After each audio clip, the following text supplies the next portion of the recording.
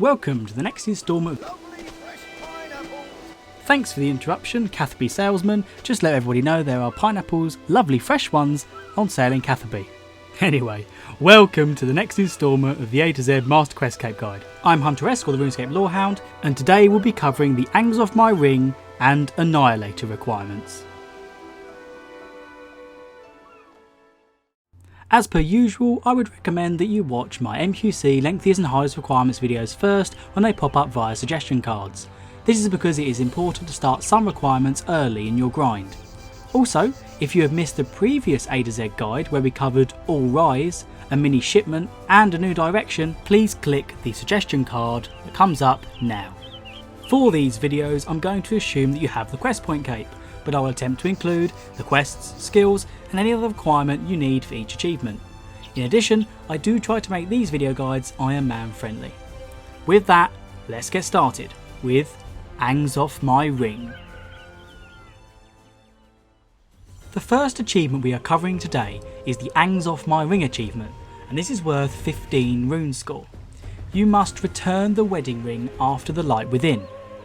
To do this, you need to have completed the Light Within quest and be able to access Tarthiad, and be able to defeat crystal shapeshifters in combat. They have a combat level of 112 and have 30,000 life points. And finally, be in the good books of the RNG gods. What I mean is I'm afraid to say that this requirement is RNG dependent. Before you begin even looking for the ring, I would highly recommend speaking to Angoth to make the crystal shapeshifters unaggressive, as they can easily kill you with a special attack if you're not careful. On that note, when defeating a crystal shapeshifter, you need to take into account a few points. They will attack in a similar way to revenants, changing combat style based on the combat style that you are using. For example, if you're using magic, they will switch to ranged. If you're using melee, they will switch to magic. For example, as you can see here, this crystal shapeshifter starts off with a sword, and then within a few hits from me, he switches to ranged, which is obviously in the combat triangle, magic's weakness. Number 2, if you're not comfortable with prayer switching, or you don't have soul split, it is best to pray what you're weakest to and not what the shapeshifter starts attacking you with, as he will switch pretty quickly once you start attacking. You can use soul split if you have level 92 prayer and curses unlocked. Number 3, their spiked ball melee special attack can be quite nasty and deal approximately 2000 damage when it hits you. Annoyingly, they can use this ability many times in a row, which could result in a quick death. Here is an example of a crystal shapeshifter using his spiked attack twice. He used it once here, and then quickly after he uses it again, dealing around 3500 damage in a matter of seconds. After considering those points, you should be in a position to try out the shapeshifters. Grab your best combat gear, some food and prayer or super restore potions.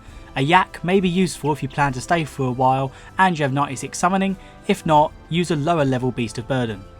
Teleport to the World Gate via the 6th Age Circuit Ring. If you haven't got one of those, you could teleport to the Eagle's Peak Lodestone or use the Book of Char and run south. Change the World Gate's location to Tarthiad and enter. Quickly run northeast past the shapeshifters, as they will be aggressive, and cross the bridge to get to Angoth. Tell her you want to make the shapeshifters unaggressive.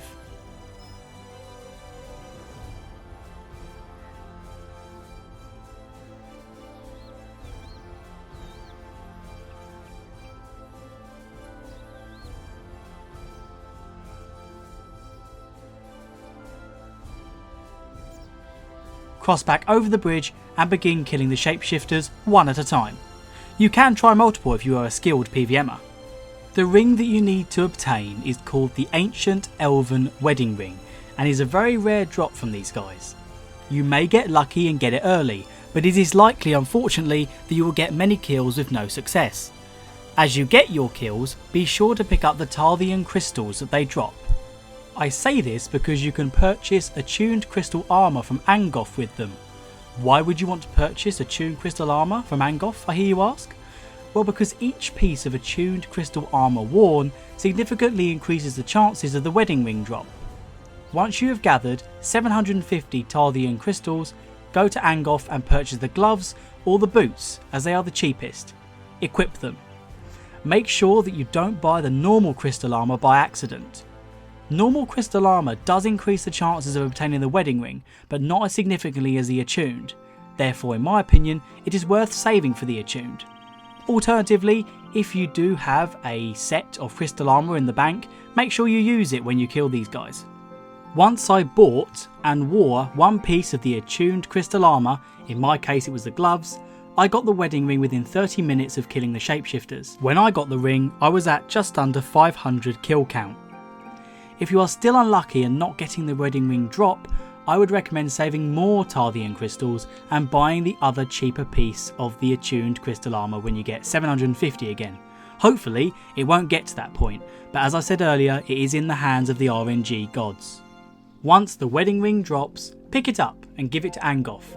She will be visibly upset as she realises you have killed her husband, Mordwin, but thanks you for allowing him to rest after being driven mad by the crystals, like the rest of her race. Congratulations for completing Angs-of My Ring, a bittersweet achievement where you destroy a relationship but save a soul. Next, let's move on to Annihilator, where it's not really bitter or sweet, just murderous.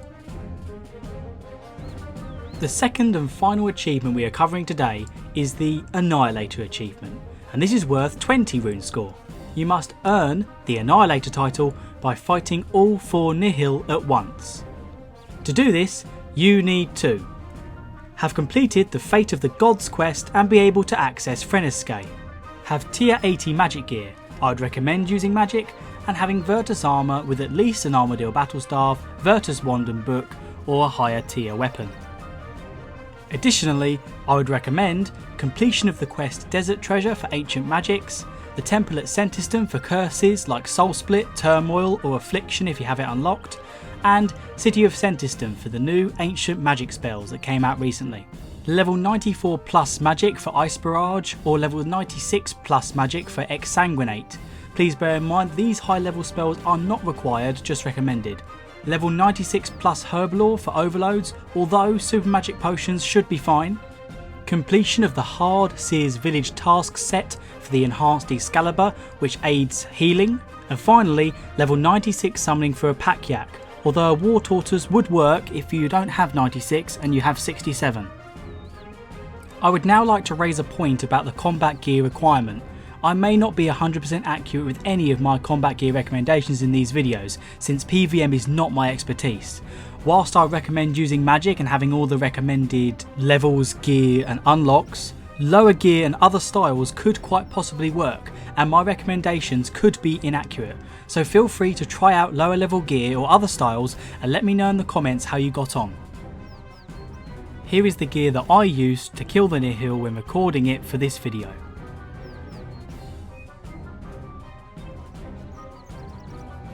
For this task, you need to get combat ready. I would recommend, as I said, using magic, and this style is what I'm going to use in the video. If you have level 99 magic, I recommend using your magic cape to switch to ancient magics, or if not, switching to ancient magics via the Jao Draocht Pyramid where you rescued Azanadratham in Desert Treasure, or the Elven Grimoire in the Kadan section of Prifddinas. Use the 6th Age Circuit Ring again to teleport to the World Gate. This time, attune it to Frenescae and enter. Click teleport to the Frenescae pits. Run to the circle in the middle of the arena and click replay the boss fight. The Nihil will spawn one by one and you won't be able to move or drink any potions for a little bit.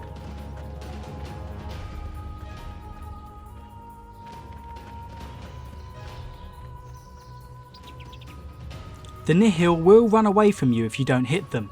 To gain the Annihilator title and complete the achievement, you must have all of them attacking you at once. This can make the achievement pretty taxing. In my opinion, you should deal with the Nihil in this order. The Ice Nihil first, as he drains 50 prayer points per attack and freezes you. Then the Smoke Nihil, as this reduces combat stats, so I'd recommend you have some super restores. The Shadow Nihil then deals 500 damage 3 times and that should be your third priority. Then finally, the Blood Nihil, which absorbs damage. When you see Hiss above him, stop attacking or it will heal. You will see that I kill the Blood Nihil before the Shadow Nihil, so the last two could be killed in either order. You can see I'm losing a lot of health even though having maxed out magic and defense, so be prepared for a fight and make sure to keep eating. As far as I can tell, there are 2 ways to complete this achievement. Number 1, aggro all the Nihil as I'm showing in the video. Attack the ice, then smoke, then shadow, then blood Nihil. But if you have lower level gear, there is another way. Remove AoE abilities like Dragon Breath, Chain or Greater Chain and focus on getting 1 Nihil's life points down to around 2.5k. Make sure it's the ice one. Once the ice is down to 2.5k, rinse and repeat with the other 3. Once all 4 are still attacking you, you'll only have 2.5k per Nihil to kill, so it will be a little bit easier to absorb the damage. It goes without saying that the second option is simpler. As you can see now, I'm on my final Nihil.